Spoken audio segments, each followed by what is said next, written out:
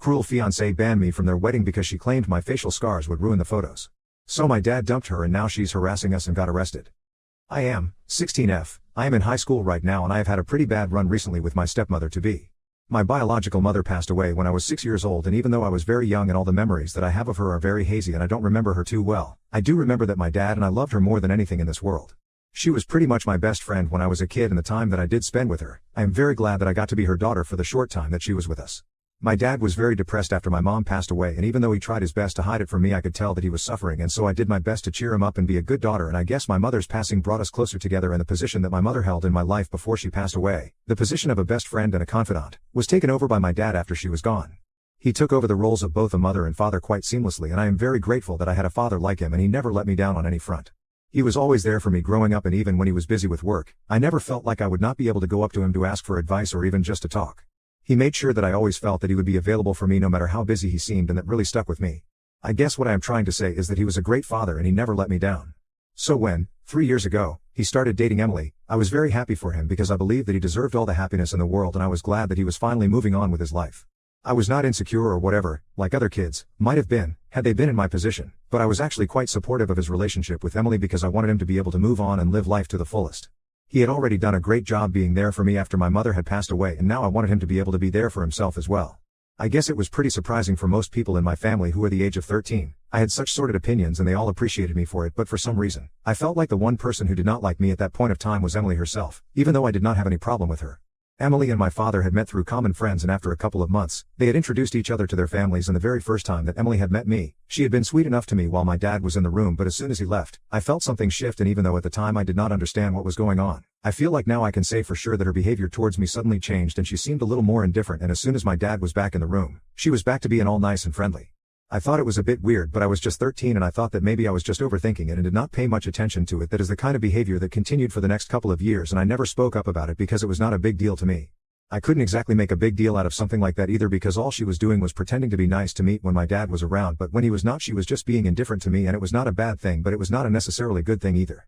My dad seemed happy with her, so I did not say anything. She had moved in with us after a year of getting my father, and it was really weird living with her because she worked from home, and as soon as I would back from school, it would get really awkward and tense because even though we lived in the same home, it was like she was ignoring me on purpose and pretending like I was not there. She would keep her interactions with me to a minimum for as long as I was at home, but then as soon as my dad would come back home from work, she would turn into a different person altogether and would act like my best friend in the whole world. I thought it was really weird, but then again it was not like it was impacting my life in any negative way whatsoever, so I just played along and never said anything about it. It was like an unspoken agreement between the two of us that we would never bring this up for the sake of my father's happiness, but I realized pretty quickly that she and I were not close, and we were never going to be close either, and I was genuinely fine with that. That's how we spent the last few years living together, and my dad never really got to find out that she and I barely had any relationship at all and believed that we were close because of the way she portrayed our relationship when he was around. Anyway, they got engaged a couple of months ago and were supposed to get married last week, but it did not happen because of me, and I still feel kind of guilty about it. So what happened was that Emily pulled me aside about half an hour before the ceremony was about to begin and told me that she did not want me to be present for it because she thought that I looked a little too distracting and it would take away from the beauty of the wedding.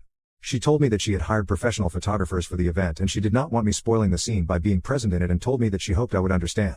I was a bridesmaid and she had only appointed me as one to please my father, but I know that she did not actually want me to be a part of the bridal party at all, and I had only agreed because I knew that it would make my dad happy to let me be a part of the wedding. I also knew exactly why she did not want me to be a part of the ceremony at all and why she did not want me to be photographed. Just a few months ago, I had been bitten by a dog on my face, and it was quite an unfortunate incident, but I was to blame for it. I have a habit of petting dogs anytime I come across one, and a few months ago I saw a woman walking her German Shepherd and I crouched to pet him, but I guess I spooked him somehow and he ended up attacking me, and my nose and cheeks got the worst of it because it was at the level of his mouth. I had to be rushed to the hospital and it was all really scary, but I am fine now, and all that's left of the attack is a few scars on my face because of the surgery and everything, but they are healing, and while I don't know if they will ever go away entirely, they are fading, slowly but surely. I had a really difficult time dealing with the fact that these scars would be on my face for a really long time, and I was very insecure about it for the longest time, but my dad convinced me that I looked really cool and it was a mark of my bravery now, so I don't need to feel bad about it, and I guess that helped me deal with the fact that my face is no longer what it used to be. Most people have been supportive of it and have tried to make me feel better, but Emily was definitely not one of the people, and while I had always known that she was the superficial type, I did not expect her to act like this and make me feel bad about myself on purpose.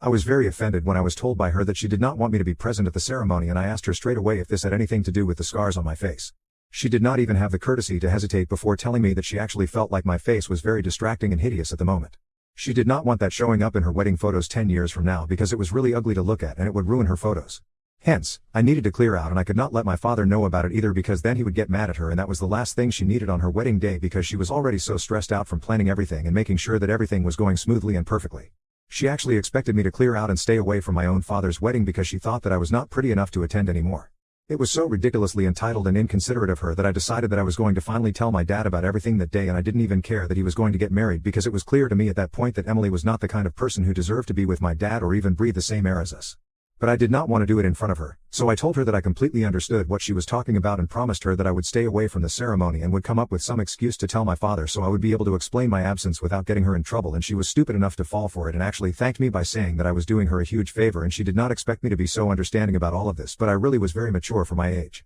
I just laughed it off and then left the room. We were all staying in a hotel because the ceremony was going to be held on hotel property, and after I left her room, I decided to go back to my room and call my father immediately to tell him everything. He was already out of his room and was downstairs, where the wedding was going to be held, and I did not want to waste my time going up and down looking for him. So I just decided to call him, and I knew that I was the only person whose call he would actually answer, even when there was just half an hour to go before the ceremony was supposed to begin. And just as I had expected, he answered my call on the first ring and I immediately launched into my story and told him everything without even waiting for a response or pausing. I told him everything, including the way that Emily had been treating me for the past couple of years, and how she had been faking the relationship that she had with me just to be on his good side. But in all honesty, she had no idea about me and was not even interested, and I was pretty sure that after she got married she would drop that act as well because all she wanted was to be with my dad, but she did not care about me and she did not care about being a family either, that was for sure. I told him that I would not mind even if he went ahead with the wedding, but I just had to tell him the truth before he did anything. He did not say much to me on the phone call, and all that he said to me at that point was that he was thankful that I had told him the truth, even though it was literally just minutes before his wedding, but he knew what he had to do now, and then hung up after telling me to stay in my room until he told me to come out. So for the next couple of hours, I had absolutely no idea what was happening, and people just kept texting me to ask what was going on and what was taking so long for Emily and my father, but those texts stopped coming after about an hour and everything was silent. I tried to call my father, but it went straight to voicemail. I tried to call some of his friends as well, but they told me that even they had no clue what was going on. Apparently, after my phone call, he had gone up to Emily's room to talk to her and had not come out after that. The only thing that he had told them was that the wedding was not happening anymore, and that was the message that they had passed on to everybody, which is why nobody was texting me anymore to ask about the status of the wedding and when the ceremony was going to begin. I was really nervous because I thought that my dad would be mad at me for ruining his wedding, and I kept crying in my room until he finally came to get me after almost 4 hours of waiting. When I asked him what was happening, he told me that I did not have to worry about any of it and we were going to go home now. So then I naturally asked him about Emily, and he told me that she was not going to be coming back with us and they had broken up. He said it without any emotion, so I did not know if he was upset about it at the time, and I still have no idea because he refuses to talk about it to me, at least. I am guessing that he is obviously upset but is refusing to talk about it so that I don't feel guilty, but it's not working.